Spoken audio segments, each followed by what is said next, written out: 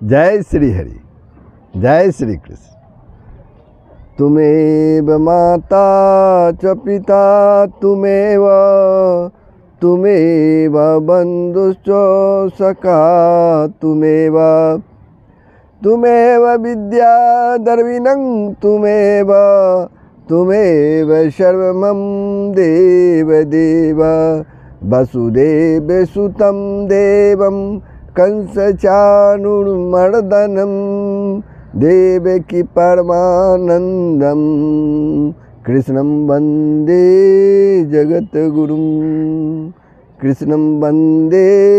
जगद्गुरुं प्रभु जय श्री हरि, जय श्री कृष्ण। आप सबों ने श्रीमद् भगवत गीता के चतुर्थ अध्याय के श्लोक 4 से 8 तक का श्रवण किया था। उसमें भगवान अपने दिव्य जन्मों के अवसर हेतु और उद्देश्य का वर्णन करके, मतलब भगवान अपने दिव्य जन्मों के अवसर कारण और उद्देश्य का वर्णन करके अब उन जन्मों की और उनमें किए जाने वाले कर्मों की दिव्यता को तत्व से जानने का फल बतलाते हैं अगले श्लोक से। इसके पूर्व श्लोक में प्रभु ने कहा है, परित्राणाय साधूनां विनाशाय च दुष्कृतां धर्म संस्थापनार्थाय संभवामि जुगे जुगे। साधु पुरुषों का उद्धार करने के लिए, पाप कर्म करने वालों का विनाश करने के लिए और धर्म की अच्छी तरह से स्थापना करने के लिए मैं जुग जुग में प्रकट हुआ करता हूँ। अब प्रभु श्लोक 9 प्रारंभ हो, उसके पहले आप लोगों से नम्र निवेदन है, यदि आपने वीडियो को सब्सक्राइब नहीं किया है तो अवश्य कर देंगे, बेल आइकन को दबा देंगे, कमेंट करेंगे, शेयर करेंगे, लाइक करेंगे। जय श्री हरि। अब श्लोक 9 जिसमें प्रभु श्री कृष्ण अपने दिव्य जन्मों के अवसर, कारण और उद्देश्य का वर्णन करने जा रहे हैं। जन्म कर्म च मे दिव्यमेवं यो वेति तत्वतः त्यक्त्वा देहं पुनर्जन्म नैति मामेति सो अर्जुन। जन्म कर्म च मे दिव्यम एवं यह वेति तत्वतः त्यक्त्वा देहं पुनः जन्म न एति माम एति सह अर्जुन। हे अर्जुन, प्रभु कहते हैं, हे अर्जुन, मेरे जन्म और कर्म दिव्य अर्थात निर्मल और अलौकिक है। मेरे जन्म और कर्म जो है वो दिव्य है अर्थात या निर्मल और अलौकिक है। इस प्रकार जो मनुष्य तत्व से जान लेता है, वह शरीर को त्याग कर फिर जन्म को प्राप्त नहीं होता, किंतु मुझे भी प्राप्त होता है। अब यहाँ एक प्रश्न उठता है, भगवान का जन्म दिव्य है, अलौकिक है, इस बात को तत्व से समझना क्या है? तो सर्वशक्तिमान पूर्ण ब्रह्म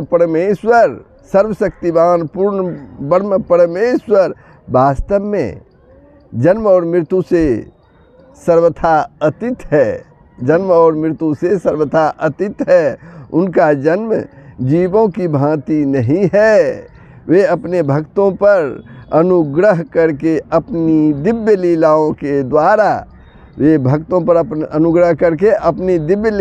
के द्वारा उनके मन को अपनी ओर आकर्षित करने के लिए, उनके मन को अपनी ओर खींचने के लिए दर्शन, स्पर्श और भाषण आदि के द्वारा उनको सुख पहुँचाने के लिए संसार में अपनी दिव्य कीर्ति फैलाकर उसके श्रवण, कीर्तन और स्मरण द्वारा लोगों के पापों का नाश करने के लिए तथा जगत में पापाचारियों का विनाश करके धर्म की स्थापना करने के लिए जन्म धारण की केवल लीला मात्र करते हैं प्रभु।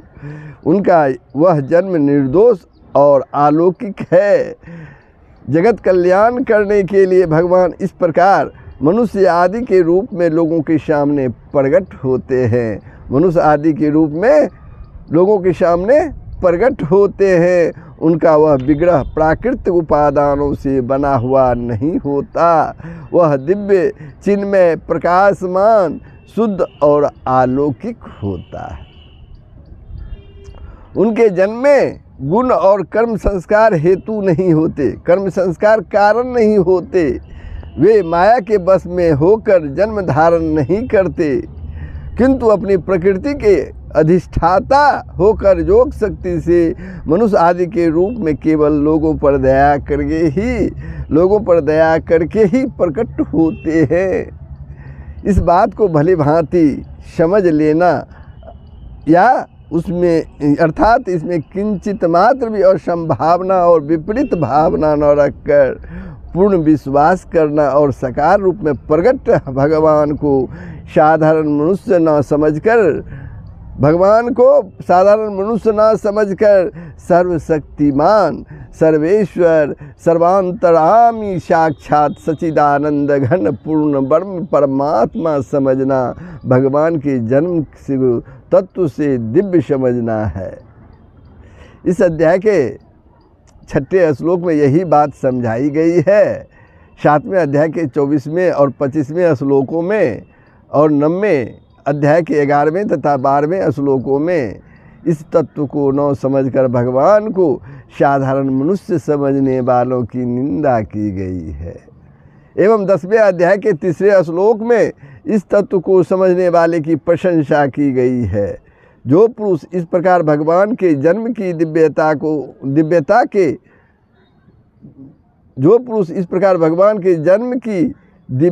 को तत्व से समझ लेता है, उसके लिए भगवान का एक क्षण का वियोग भी असह्य हो जाता है। भगवान में परम श्रद्धा और अनन्य प्रेम होने के कारण उसके द्वारा भगवान का अनन्य चिंतन होता रहता है। अब एक प्रश्न और भी है, भगवान के कर्म दिव्य हैं, भगवान के जो कर्म है वे दिव्य हैं, इस बात को तत्व से समझना क्या है? कर्म दिव्य है, इस बात को तत्व से समझना क्या है? तो ध्यानपूर्वक सुन लीजिए। ये भी भगवान सृष्टि रचना और अवतार लीला आदि जितने भी कर्म करते हैं उनमें उनका किंचित मात्र भी स्वार्थ का संबंध नहीं है। केवल लोगों पर अनुग्रह करने के लिए ही वे मनुष्य आदि अवतारों में नाना प्रकार के कर्म करते हैं। भगवान अपनी प्रकृति द्वारा सभी कर्म करते हुए भी उन कर्मों के प्रति कृतत्व भाव न रहने के कारण वास्तव में न तो कुछ भी करते हैं और न उनके बंधन में पड़ते हैं। भगवान की उन कर्मों के फल में किंचित मात्र भी स्पृहा नहीं होती। भगवान के द्वारा जो कुछ भी चेष्टा होती है लोक के हित के लिए होती है। उनके प्रत्येक कर्म में लोगों का जो है वो हित भरा हुआ, भगवान के प्रत्येक कर्म में लोगों का हित भरा हुआ रहता है। वे अनंत कोटि ब्रह्मांडों के स्वामी होते हुए भी सर्वसाधारण के साथ अभिमान रहित दया और प्रेम पूर्ण क्षमता का व्यवहार करते हैं। जो कोई मनुष्य जिस प्रकार उनको भजता है वे स्वयं उसे उसी प्रकार भजते हैं। भगवान भी जैसा मनुष्य भजते हैं उसी प्रकार भगवान भी वैसा ही भजते हैं। अपने अनन्य भक्तों का योगक्षेम भगवान स्वयं चलाते हैं, उनको दिव्य ज्ञान प्रदान करते हैं और भक्ति रूपी नौका पर बैठे हुए भक्तों का संसार समुद्र से शीघ्र ही उद्धार करने के लिए स्वयं उसके कर्णधार बन जाते हैं। इस प्रकार भगवान के सभी कर्म आसक्ति, अहंकार और कामना आदि दोषों से सर्वथा रहित, निर्मल और शुद्ध तथा केवल लोगों का कल्याण करने एवं नीति, धर्म, शुद्ध प्रेम और भक्ति आदि का जगत में प्रचार करने के लिए ही होते हैं। इन सब कर्मों को करते हुए भी भगवान का वास्तव में उन कर्मों से कुछ भी संबंध नहीं है। वे उनसे सर्वथा अतीत और अकर्ता है। इस बात को भली भांति समझ लेना। इसमें किंचित मात्र भी असंभावना या विपरीत भावना न रहकर पूर्ण विश्वास हो जाना ही भगवान के कर्मों को तत्व से दिव्य समझना है। इस प्रकार जान लेने पर उस जानने वाले के कर्म भी शुद्ध और अलौकिक हो जाते हैं, अर्थात फिर वह भी उनके साथ दया, समता, धर्म, नीति, विनय और निष्काम प्रेम भाव का बर्ताव करता है। अब एक प्रश्न और भी है कि भगवान के जन्म और कर्म दोनों की दिव्यता को समझ लेने से भगवान की प्राप्ति होती है या इनमें से किसी एक की दिव्यता के ज्ञान से भी हो जाती है भगवान की प्राप्ति? अब इसका उत्तर सुन लीजिए। दोनों में से किसी एक की दिव्यता जान लेने से ही भगवान की प्राप्ति हो जाती है, फिर दोनों की दिव्यता समझ लेने से हो जाती है। इसमें तो कहना ही क्या है। इस प्रकार जानने वाला पुनर्जन्म को नहीं प्राप्त होता, इस प्रकार जानने वाला पुनर्जन्म को नहीं प्राप्त होता, मुझे भी प्राप्त होता है। इस कथन का क्या भाव है? वह पुनर्जन्म को न प्राप्त होकर किस भाव को प्राप्त होता है, उसकी कैसी स्थिति होती है? इस जिज्ञासा की पूर्ति के लिए भगवान ने यह कहा है कि वह मुझको यानी भगवान को ही प्राप्त होता है, और जो भगवान को प्राप्त हो गया उसका पुनर्जन्म नहीं होता। यह सिद्धांत है। यहाँ जन्म कर्मों की दिव्यता जानने वाले को शरीर त्याग के बाद भगवान की प्राप्ति होने की बात कही गई है। तो क्या उसे इसी जन्म में भगवान नहीं मिलते? इस जन्म में नहीं मिलते, इस जन्म में नहीं मिलते ऐसी बात नहीं है। वह भगवान के जन्म कर्मों की दिव्यता को जिस समय पूर्णतया समझ लेता है, वस्तुतः उसी समय उसे भगवान प्रत्यक्ष मिल जाते हैं। पर मरने के बाद उसका पुनर्जन्म नहीं होता, वह भगवान के परम धाम को चला जाता है। यह विशेष भाव दिखलाने के लिए यहाँ यह बात कही गई है कि वह शरीर त्याग के बाद मुझे ही प्राप्त होता है। इस प्रकार भगवान के जन्म और कर्मों को तत्व से दिव्य समझ लेने का जो फल बतलाया गया है, तत्व से दिव्य समझ लेने का जो फल बतलाया गया है, वह अनादि परंपरा से चला आ रहा है। इस बात को स्पष्ट करने के लिए भगवान कहते हैं, इसी बात को स्पष्ट करने के लिए भगवान कहते हैं, बीतराग भय क्रोधा मन्मया मामुपाश्रिता बहवो ज्ञान तपसा पूता मबदगभागमतः। पहले भी जिसके राग भय और क्रोध, सर्वथा नष्ट हो गए थे, और जो मुझ में अनन्य प्रेम पूर्वक स्थित रहते थे, ऐसे मेरे आश्रित रहने वाले बहुत से भक्त उपर्युक्त ज्ञान रूप तप से पवित्र होकर मेरे स्वरूप को प्राप्त हो चुके हैं, भगवान श्री भगवान कहते हैं। अब एक प्रश्न है, एक पद आया है यहाँ, वितराग भय क्रोधा, कैसे पुरुषों का वाचक है? ये जो है कैसे पुरुषों का वाचक है, और यहाँ इस विशेषण के प्रयोग का क्या भाव है?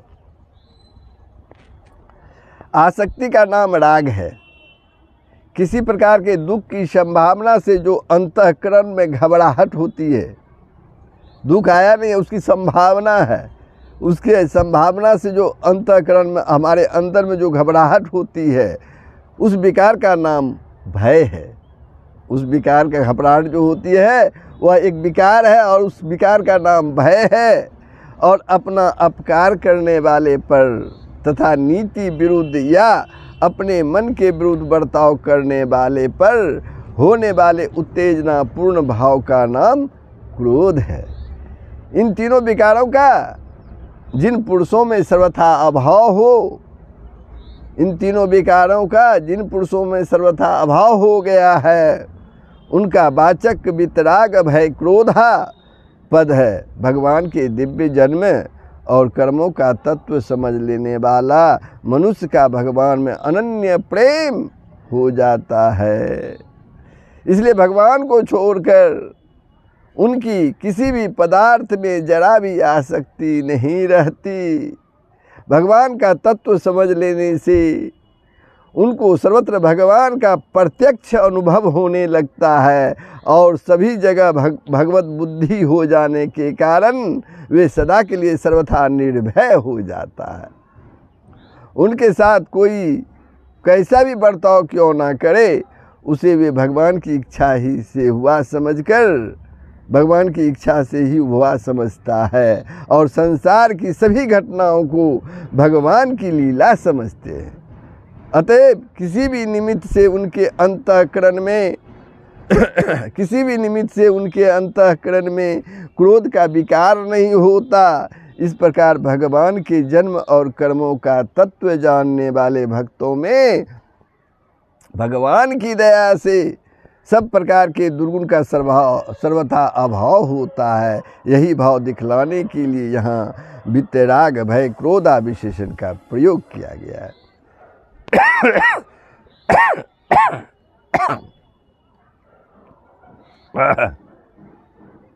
यहाँ एक पद और आया है, मामू पाश्रिता। मामू पाश्रिता, इसका क्या भाव है?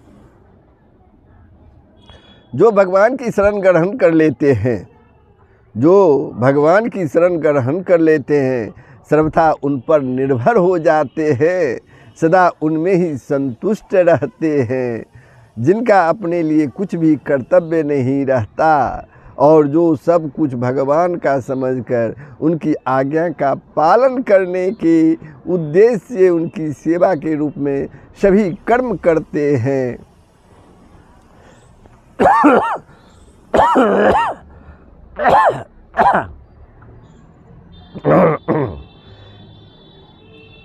उनकी सेवा के रूप में ही सभी कर्म करते हैं, ऐसे पुरुषों का वाचक मामू पाश्रिता पद है।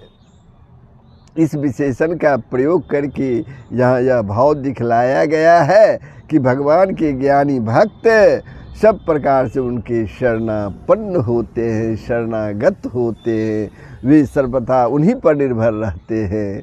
शरणागति के समस्त भावों का उनमें पूर्ण विकास होता है। एक पद और आया है इस श्लोक में, ज्ञान तपसा। इस एक पद आया है ज्ञान तपसा।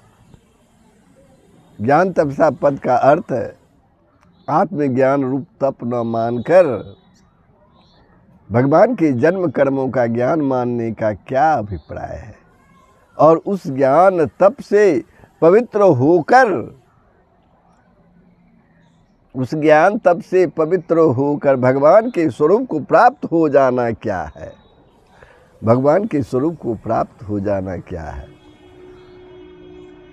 यहाँ सांख्य योग का प्रसंग नहीं है, भक्ति का प्रकरण है। तथा पूर्व श्लोक में भगवान के जन्म कर्मों को दिव्य समझने का फल भगवान की प्राप्ति बतलाया गया है। उसी के प्रमाण में यह श्लोक है। इस कारण यहाँ ज्ञान तपसा पद ज्ञान का अर्थ है आत्मज्ञान न मानकर भगवान के जन्म कर्मों को दिव्य समझ लेना रूप ज्ञान ही माना गया है। इस ज्ञान रूप तप के प्रभाव से मनुष्य का भगवान में अनन्य प्रेम हो जाता है, उसके समस्त पाप ताप नष्ट हो जाते हैं, अंतःकरण में सब प्रकार के दुर्गुणों का सर्वथा अभाव हो जाता है और समस्त कर्म भगवान के कर्मों की भांति दिव्य हो जाते हैं तथा वह कभी भगवान से अलग नहीं होता, उसको भगवान सदा ही प्रत्यक्ष रहते हैं। यही उन भक्तों का ज्ञान रूप तप से पवित्र होकर भगवान के स्वरूप को प्राप्त हो जाना है। पूर्व श्लोकों में भगवान ने यह बात कही है कि मेरे जन्म और कर्मों को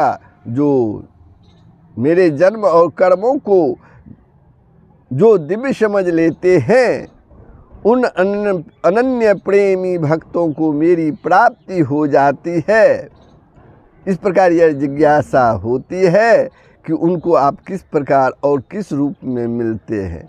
इस पर भगवान कहते हैं ये यथा मां प्रमंदन्ते तांस्तम थैव भजामह्यम मम वर्तां नु वर्तन्ते मनुष्या पार्थ सर्वशः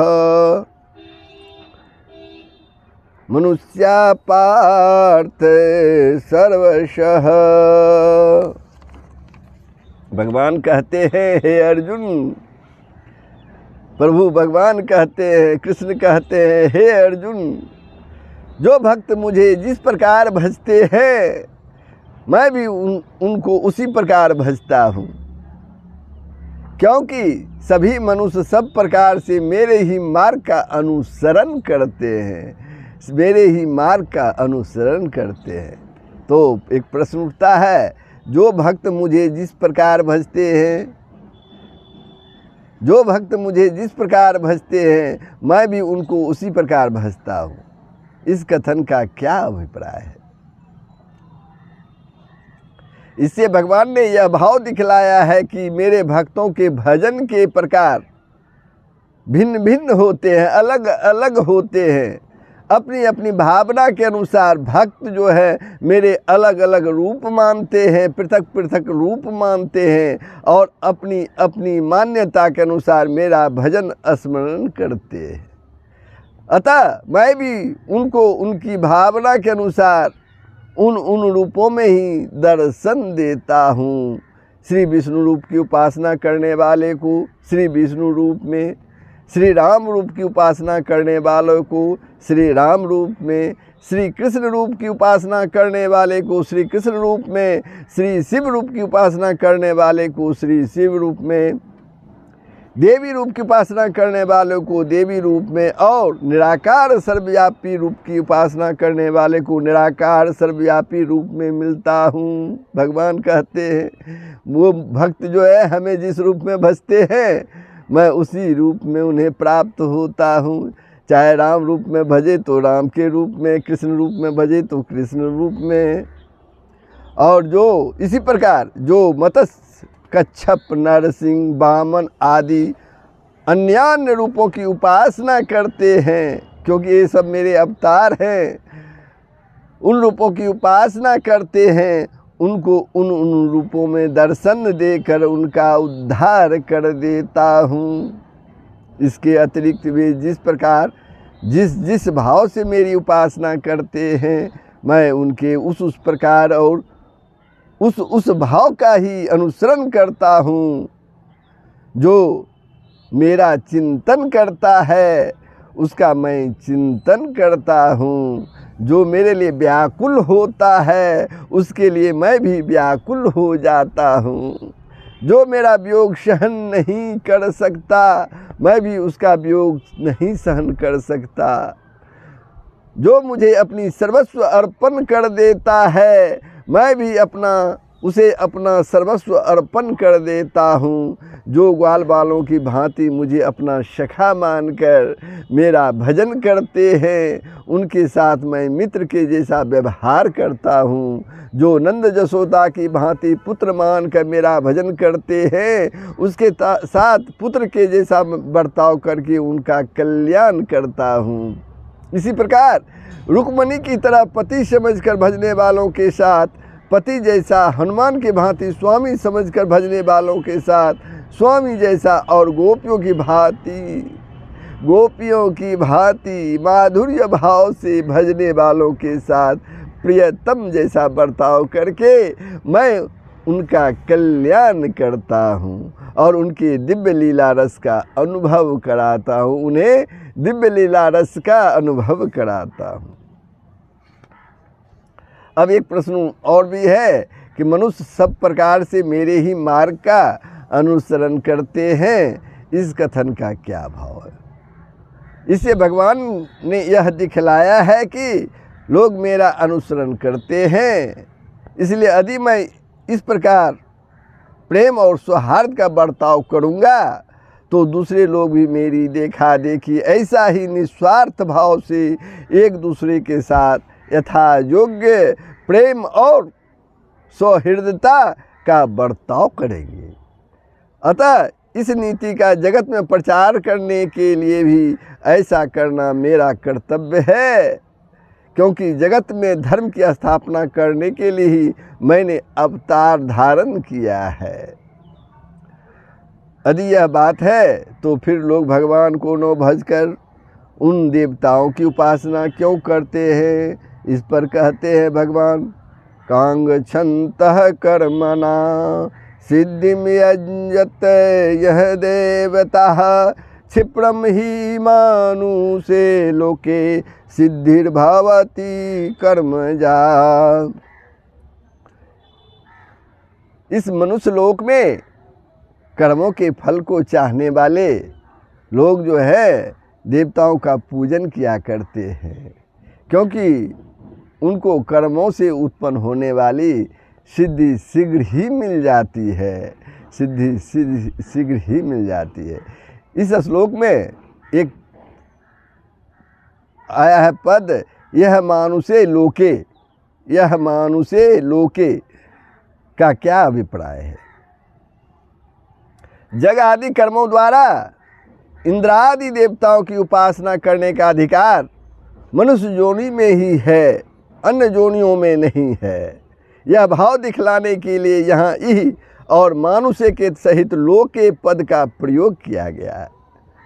एक प्रश्न और है, कर्मों का फल चाहने वाले लोग देवताओं का पूजन किया करते हैं, क्योंकि उनको कर्मों से उत्पन्न होने वाली सिद्धि शीघ्र मिल जाती है। इस वाक्य का क्या भाव है? इसे भगवान ने यह भाव दिखलाया है कि जिनकी सांसारिक भोगों में आसक्ति है, संसार के भोगों में लगाव है, भोगों से लगाव है, जो अपने किए हुए कर्मों का फल स्त्री, पुत्र, धन, मकान या मान बड़ाई के रूप में प्राप्त करना चाहते हैं, उनका विवेक ज्ञान नाना प्रकार की भोग वासनाओं से ढका रहने के कारण वे मेरी उपासना न करके कामना पूर्ति के लिए इंद्र आदि देवताओं की ही उपासना किया करते हैं, क्योंकि उन देवताओं का पूजन करने वाले को उनके कर्मों का फल तुरंत मिल जाता है। देवताओं का यह स्वभाव है कि वे प्राय इस बात को नहीं सोचते कि उपासक को अमुक वस्तु देने में उसका वास्तविक हित है या नहीं। वे देखते हैं कर्मानुष्ठान की विधिवत पूर्णता, सांगोपांग अनुष्ठान सिद्ध होने पर वे उसका फल जो उनके अधिकार में होता है और जो उन कर्मानुष्ठान के फल रूप में विहित है दे ही देते हैं।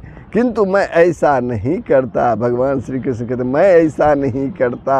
मैं अपने भक्तों का वास्तविक हित अहित सोचकर उनकी भक्ति के फल की व्यवस्था करता हूँ। मेरे भक्त यदि सकाम भाव से भी मेरा भजन करते हैं तो भी मैं उनकी उसी कामना को पूर्ण करता हूँ जिसकी पूर्ति से उनका विषयों से वैराग्य होकर, विषयों से भोगों से वैराग्य होकर मुझ में प्रेम और विश्वास बढ़ता है। अतः संसारिक मनुष्यों को मेरी भक्ति का फल शीघ्र मिलता हुआ नहीं दिखता और इसलिए वे मंद बुद्धि मनुष्य कर्मों का फल शीघ्र प्राप्त करने की इच्छा से अन्य देवताओं का भी पूजन किया करते हैं। अब इसका संबंध जान लीजिए। 90वें श्लोक में भगवान के दिव्य जन्म कर्मों को तत्व से जानने का फल भगवान की प्राप्ति बतलाया गया है। उसके पूर्व भगवान के जन्म की दिव्यता का विषय तो भली भांति समझाया गया, किंतु भगवान के कर्मों की दिव्यता का विषय स्पष्ट नहीं हुआ। इसलिए अब भगवान 2 श्लोकों में अपनी सृष्टि रचना आदि कर्मों में कर्तापन, विषमता, स्पृहा का भाव दिखलाकर उन कर्मों की दिव्यता का विषय बतलाते हैं श्लोक 13 और 14 में। लेकिन प्रभु मैं श्लोक 12 पर विश्राम लेता हूँ। ये प्रसंग आप लोगों को कैसा लगा कमेंट के माध्यम से बताएंगे, साथ ही शेयर करेंगे, लाइक करेंगे। अगर आपने वीडियो को सब्सक्राइब नहीं किया है तो अवश्य ही सब्सक्राइब कर देंगे। जय श्री हरि, जय श्री कृष्ण। सबका कल्याण हो, पूरे विश्व का कल्याण हो, यही सनातन धर्म का मूल तत्व है। जय श्री हरि।